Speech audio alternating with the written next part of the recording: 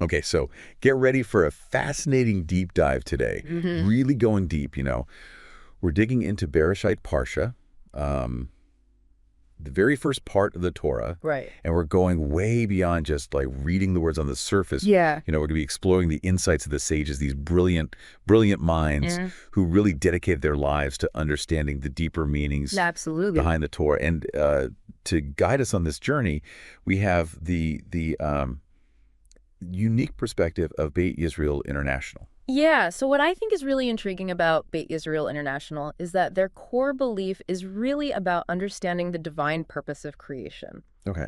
So they believe that by studying Jewish texts, like the Torah, we can start to understand, like, our place in the world, our purpose, That's a big one. It's a big question that they're trying to answer. Yeah, serving the Creator by delving into ancient texts.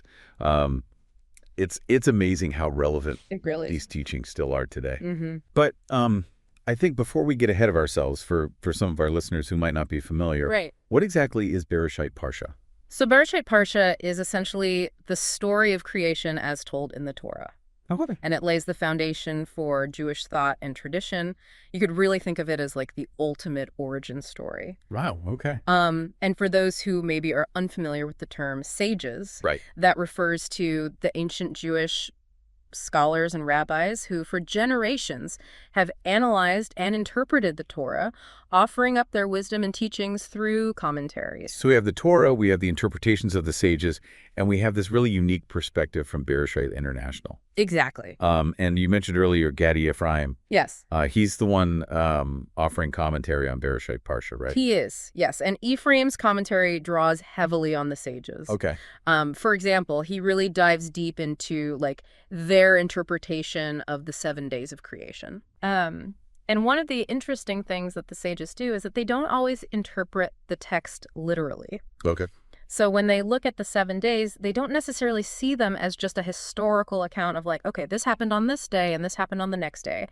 But they saw it more as kind of a metaphor for spiritual growth, each day representing a stage in our development. Oh, I like that a lot. Okay, so it's not just about the what, it's about the why, finding that deeper meaning. Yes. And that's where the sages come in to help us really understand that. Exactly. They were masters at unpacking all those layers of meaning, right? Yeah. And here's where it gets even more interesting. So the sages didn't always agree on their interpretations. They would have these really lively debates and discussions. And they didn't see these disagreements as conflicts, but as opportunities to actually delve even deeper into the text. Wow. And I think what that reminds us is that there are so many different ways to connect with these really ancient words. So it's like they were having their own deep dives. Right. Centuries ago. Just like we are now. Yeah. It's a tradition. So how do Ephraim and Beit Yisrael International connect to all of this? Well, I think Ephraim, through his commentary, is really trying to bring the sages' interpretations to light in a more modern context. Okay. He's bridging this gap between these ancient discussions and our understanding today. Okay. And I think if we connect that with Beit Yisrael International's larger mission, this idea of seeking the divine purpose of creation, it makes you consider how these interpretations can really guide our lives in a practical way.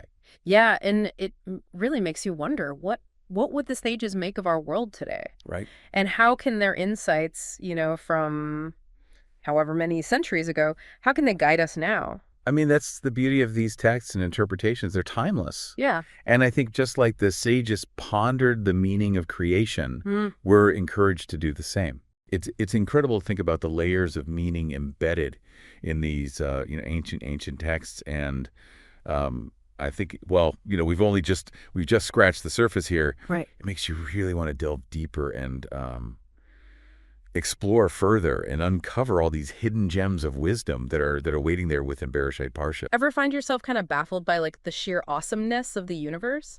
What makes it tick, Well, get this. Today we're diving into some ancient Jewish wisdom that might just blow your mind. Seriously. Whoa, it sounds intense. It is. We're cracking open a collection of commentaries on Beresheit. Bereshit, that's like the very beginning of the Torah, yeah. Genesis 1.1, 6.8 to be exact. We're talking interpretations from rabbis and scholars across centuries. Okay, so even if someone isn't like super religious or up on their Judaism. Totally. These commentaries offer some seriously thought-provoking stuff about creation, what it means to be human, the big questions. I'm intrigued. So what kind of stuff are we talking? Okay, so Bereshit, right? Creation of the world, Adam and Eve, Cain and Abel, the classics. But these commentaries, they add these layers, these nuances, like take Rashi, super prominent rabbi. He talks about God actually consulting with the angels before creating humans. Whoa, wait, really? Yeah. Like even the Almighty, wanted to get different perspectives before kickstarting creation. Wild, right? Totally. It's like this whole image of like a solitary, all-powerful deity, it kind of shifts, becomes more collaborative. Exactly, like a divine brainstorming session, right? Yeah. Which I kind of love. Okay, but it gets better. There's Ramban, another heavy hitter in Jewish thought. He's all about what it means to be made bitsuma Elohim. In the image of God, right? Bingo. But he's not talking physical resemblance. It's more like we're talking about intellect, a moral compass, those things reflecting God's nature. Deep. So are we talking like morality is hardwired because of this image of God thing? Or is it more like we develop it through life? It's the age-old debate, nature versus nurture, but in the realm of morality. Trippy. Right. It's like we get this blueprint, this divine spark, but then it's up to us to figure out how to build with it. But there's more. Okay. This next part is wild. So there's this whole thing about Adam and Eve before they ate from the tree of knowledge. Oh, yeah, the fruit situation. Right. So before that, their understanding of good and evil was totally different. Like, instead of right versus wrong, they operated on truth versus falsehood. Oh, so you're saying like before the fruit, morality wasn't even a thing. It's more like their moral compass was wired differently. It was only after the fruit that they developed the whole like moral struggle we deal with. Wow. So are we saying that being able to judge not just true or false, but right and wrong, it's like a developmental stage for humanity, not like an inherent thing? That's the implication, yeah. And it makes you think, right? Like, how much does their perception actually shape our reality? Really. That's what I love about diving into these ancient texts. They make you re-examine everything. Totally. The human experience, our place in the universe, it's all up for reconsideration. So we've been talking about these commentaries and what they tell us about, like, being human, right? But get this, they also dive into the very fabric of reality.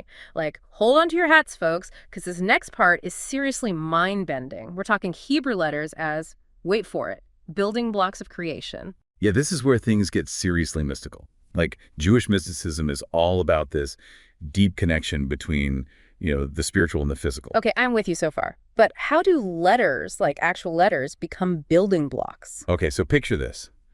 A universe coded into existence. And the code, Hebrew letters. It's this idea that God looked into the Torah, but specifically at the letters, and used them, like literally used them as a blueprint for everything. So it's not just the stories, not just the laws in the Torah, but the letters themselves. That's wild. It's wild. And it gets even like more granular. We're talking about a distinction between large letters and small letters in the Torah. Wait, what? There are big letters and little letters. What's that all about? Okay, so big letters, right? Those represent Bina. Think divine wisdom, the ultimate cosmic blueprint. Small letters, that's Malchut. The actual physical stuff we see, the manifestation of that blueprint. So hold on, it's like the big letters are the architect's grand plan, and the small letters are like the bricks, the wood, the actual building. Nail it. Perfect analogy. Yeah. The best example, the very first letter of the Torah, a big bet. Bet, like B. Exactly. And that bet, it symbolizes this massive expansion of divine light, like the initial energy that birthed the universe. So even the way the letters look, big or small, it's all connected to deeper meaning. Interconnected, totally. And what's really cool is that studying Torah, at least in this mystical sense, becomes about connecting with those building blocks. It's like bridging the gap, between the spiritual letters and our physical world. It's almost like we're getting access to the source code of the universe. Kind of, yeah. By studying, by engaging with these letters, we can tap into that creative energy, that divine wisdom. It's about finding the spiritual in the physical, understanding that they're not separate but intertwined. This is blowing my mind. Seriously. But okay, so we've got letters as building blocks, right? How does it connect back to imeth, truth, that we were talking about before? Is there a link? Oh, there's a huge link. Because imeth, truth, it's not just any word. It's spelled with the first, middle, and last letters of the Hebrew alphabet. Aleph, Mem, Tav. Whoa, okay, so the word truth itself contains the whole Hebrew alphabet, beginning, middle, end. That's pretty wild. It's like the word itself holds the whole of existence, don't you think? And it gets even, deeper. We got to talk about gematria. It's this thing where Hebrew letters have numerical values, and it unlocks all these hidden meanings. Gematria, right. I've heard of it, but to be honest, I don't totally get it. Okay, so basically each Hebrew letter equals a number, right? Sure. Add up the values of the letters in a word, boom, you get its gematria.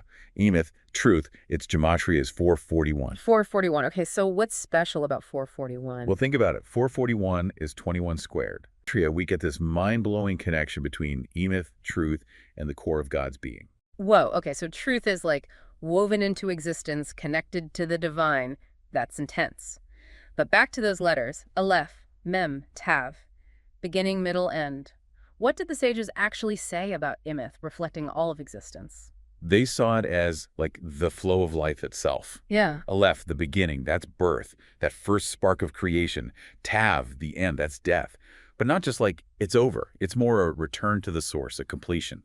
And Mem, right in the middle, that's the journey, the unfolding of life between those 2 points. Birth, life, death, all part of this like tapestry of truth. It's kind of beautiful when you think about it like that. And it loops back to that idea that creation is this ongoing thing. Exactly. Creation isn't a one-time deal. It's constantly unfolding, this divine truth, Emeth, manifesting in everything. This has been wild. Ancient wisdom for the modern age, right? But it makes you wonder, do these old texts have anything to say about like our world now with all the technology and stuff? That's what a lot of scholars are trying to figure out. It's fascinating to think about how these ancient ideas apply to something like AI, for instance. Yeah, like could we see AI as part of this whole humans as creators idea? Us being made in God's image and all that. Right. I mean, think about it. Hebrew letters, we've been calling them code, a blueprint. Yeah. And isn't that kind of what we're doing with technology, building, shaping the world with a different kind of code? Whoa. Hebrew letters, computer code, both shaping reality. That's a serious connection. It really drives home how relevant this ancient stuff still is. For sure. It makes us think about ourselves, Yeah. Our responsibility as creators, our place in all this. Absolutely. We've covered so much, the Torah as a blueprint, letters as building blocks, Emeth tying it all together. A serious deep dive. Seriously. And I think the biggest takeaway is like this sense of wonder. These Jewish teachings, they push us to see the connections and everything, to realize we're part of this massive ongoing story of creation. That's what it's all about. Being open-minded, searching for meaning, whether it's ancient wisdom or the latest tech. But get this. We've got these ancient rabbis and scholars as our guides. It's about to get fascinating. Yeah, what's really cool about these sources is how they treat Genesis almost like a puzzle. It's not just stories, it's more like a code, especially when you see how these Jewish sages interpret things. All right, so decode this for me. I know a bit about Parde, those 4 levels of interpretation, but actually seeing it in action, that would really click for me. Totally. Think of Parde like, say, climbing a mountain. Peshat, that's base camp, right? Just the literal words on the page. God created the heavens and the earth, boom, done. Straightforward enough, I'm following. But then we start hiking up to Remez, and it's all about hints and clues. Like even that first word, Bereshit, we translate it as in the beginning, but there's more to it. In the beginning? What am I missing? It seems pretty basic. Well, the sages, they noticed that Bereshit, it sounds a lot like reshit, which is a word often linked to wisdom, to like the core, the source of knowledge itself. It's almost saying God used wisdom as the blueprint for everything. So it's not just what was made, but the why behind it. Man, we're only on the 2nd level and I'm already hooked. What's next? Jerash, this is where it gets really juicy. Now we're talking Midrash. These amazing collections of stories, interpretations, adding layers upon layers to the text. Like if you read a mystery novel, then found a whole other book explaining all the secrets the author hid. That's kind of what the Midrash does for Genesis. So what kind of secrets are we talking about here? Give me an example. For one, some sages believe God used the Torah itself as the blueprint for creation. Wild, right? It's like this self-referential cosmic plan. And it gets even wilder when we reach the peak of the mountain, the level of Sod. Now, this is where Kabbalah comes in, the mystical side of things. All right, hit me with it. What's Kabbalah got to do with all this creation talk? Kabbalah dives into the hidden emanations of God's light, the Sephirot. It's heavy stuff, but basically it's like taking that blueprint we were talking about and realizing every single line, every mark has this deep spiritual meaning. Okay, you've definitely got my attention now. But one thing I've always found fascinating is how the Hebrew language itself is practically bursting with hidden meanings, especially those letters. It's like every character has a secret message encoded within it. Absolutely, and our sources really highlight that, focusing on Aleph, Mem, and Tav in particular. Okay, remind me. These letters, they spell out Emeth, which means truth. And these aren't just any letters, they're like the building blocks of existence itself. Hold on, how can 3 letters represent everything? That's a pretty big claim. It's like this. Aleph is the first letter, right? Beginnings, birth, that kind of energy. Tav, on the other hand, is the last, representing endings, completion, even death, and what's right in the middle. Exactly. Mem represents the journey itself, the space between those extremes. And what's interesting is that Mem is often associated with water, the very thing that sustains life. Life unfolds within that space between Aleph and Tav. Wow. So they're not just letters, they're like a map of existence itself. And not just existence, but the very tools used to bring it about. Our sources even suggest the Hebrew alphabet isn't just for language, it's like a cosmic code God used to shape everything. Cosmic code. All right, now you're speaking my language. Tell me more about these letters specifically mentioned in the source, Aleph, Mem, Tav, and of course, Bet, the big guy at the start of it all. Ah, yes, Bet. This is where things get really interesting because it involves the large and small letters we find in the Torah scrolls. It's not just an aesthetic choice, it's deeply symbolic. Okay, I'm a visual learner, so help me out here. How can the size of a letter actually change its meaning? Imagine 2 versions of the same blueprint. One is huge, with big, bold lines representing the overall design. That's the large letter. It represents the spiritual blueprint of creation, the realm of Bina, which is understanding. So that's the big picture, the grand vision. What about those smaller letters? Think of the smaller blueprint as having all the details, showing how those grand designs become a reality. That's the small letter. It represents the physical manifestation of those blueprints, the realm of Malchut, which is action. Okay, I think I'm starting to get it. So when we see a large Bet at the beginning of Genesis, that's a really big deal. It emphasizes the enormity of creation. It's like the expansion of this divine light from a single point into the vastness of the universe. Imagine the Big Bang, but for the Hebrew alphabet. Amazing. I never realized so much could be hiding in plain sight just within the way these words are written. This is why I love these deep dives. Okay, so I've got this cosmic code, this incredible blueprint. But what about us? We're kind of a big deal in Genesis, right? We are. We're created B'Tselem Elohim in the image of God. That's a huge deal, not just that we were made, but the why, the how that reflects back on the Creator. It's both a privilege, this image-bearing, and a total responsibility. Okay, I see where you're going with this. It's not just about how humans came to be. It's that capacity for choice, for action, for maybe really messing things up that Genesis gets into. And man, those early humans, talk about messing things up. Adam and Eve, Cain and Abel, they weren't exactly setting the bar very high, were they? Well, nobody's perfect, right? Yeah. Not even in the very beginning. But see, that's what's so great about these stories they get at these really human struggles. Temptation, getting jealous, the consequences that come from all those choices we make. It's like we're hardwired for this stuff. Consequences is right. It's like every choice humanity makes adds another layer of complexity onto the story.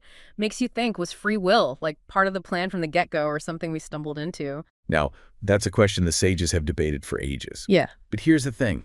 It's precisely that ability to choose for good or bad that makes us human. You see it with Adam and Eve, tempted by knowledge, and there's with Cain, letting jealousy drive him to do something awful. We've all been there, haven't we, on some level? Cain and Abel. Man, that story feels as relevant today as it was back then. And it's interesting because we've been exploring these really big cosmic ideas, this divine code, this blueprint for existence, and then bam, we're hit with this very real, very human act of violence. It kind of brings us back down to earth. It makes you think about our potential for creation and destruction. Absolutely. And this is where the idea of tikkun olam comes in, of repairing the world, putting it back together. Right. Tikkun olam. I've heard that before, but never really. So Cain killing Abel, it's like this turning point, Yeah. This terrible thing that unleashes violence and hatred into the world, all stemming from his inability to control his impulses. It's a reminder that humanity's always got this struggle going on inside, this push and pull between good and evil. That's a heavy thought, especially when you consider what's going on in the world today. So how do we even navigate that? If it's like this built-in struggle, is tikkun olam even possible? Can we really break free from that cycle? Again, a question that's been asked and debated for centuries. Look, the world is flawed, right? We're flawed. We mess up sometimes in a big way. But here's the hopeful part. We also have this incredible capacity for good, for growth, for actually making things better. Okay, so we've got this power within us, but where does it come from? Is it tied to the whole being made in God's image thing? Exactly. That B'Tselem Elohim idea is key. Wow. See, there's this divine spark in each of us. And our actions, they can either fan that spark into a flame or snuff it out. We're not just passive bystanders in creation. We're active participants, like mini-creators, in a way. Mini-creators. Whoa, that definitely makes our choices feel a lot more important. It's like every decision we make is another brushstroke on this giant cosmic canvas. But earlier you were talking about that divine signature imyth being woven into creation. How does that connect to all of this? That's where things get really profound. Emyth, which means truth, reminds us that our actions have consequences, right? That there's this deeper reality underpinning it all. And ultimately, we're accountable for what we do with this whole mini-creator power we've got. Powerful stuff.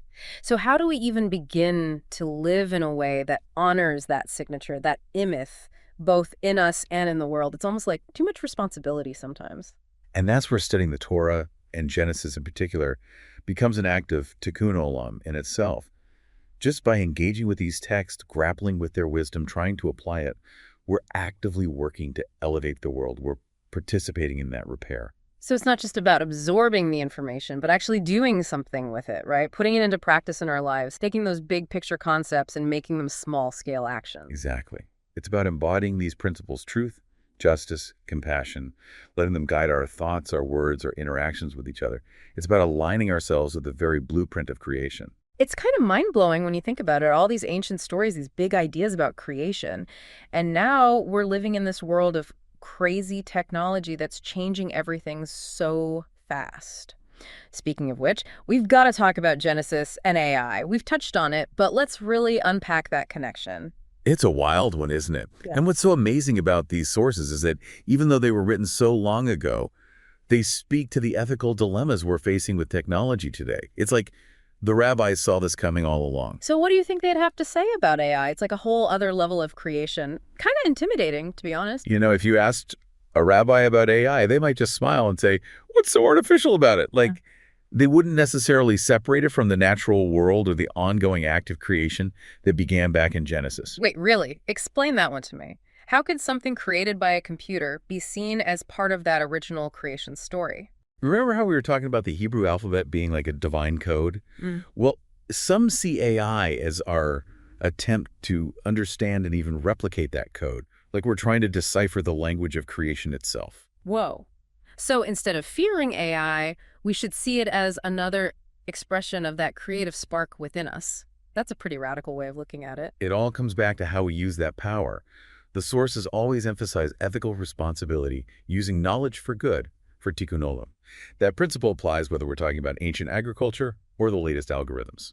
So it's not about saying AI is inherently good or bad, but recognizing it's a tool, right? Right. And like any tool, it can be used to build incredible things or to cause destruction. Exactly. Think about fire. Fire can warm your home or burn it down, right? It all depends on how we use it. It's the same with this power of creation. We face that choice every single day. Every moment is a kind of Bereshit, a beginning.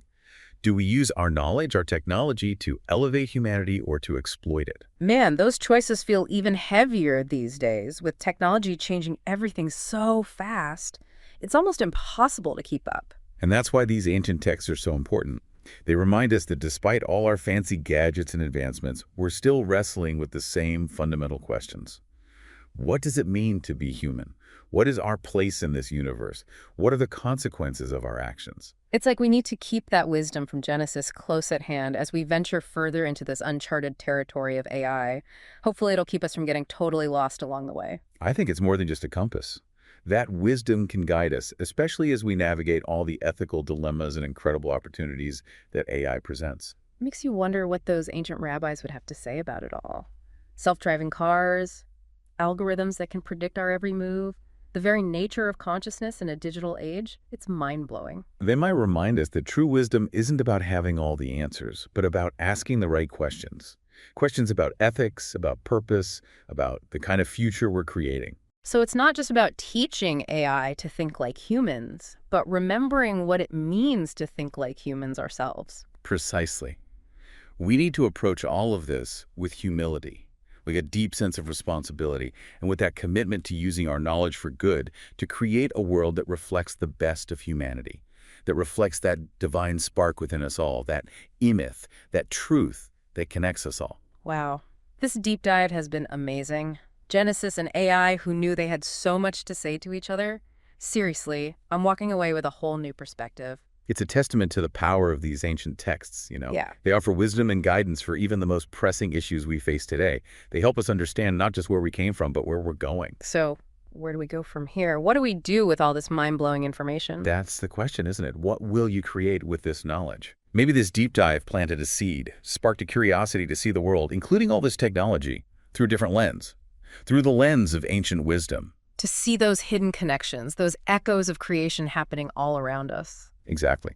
And just maybe by engaging with these ideas, by wrestling with these questions, we can help shape a future where technology and humanity don't just coexist, but actually thrive together. Yeah. A future that honors the best aspects of who we are. What a thought. And on that note, we'll wrap up this deep dive into the book of Genesis. But before we go, I want to leave you with this.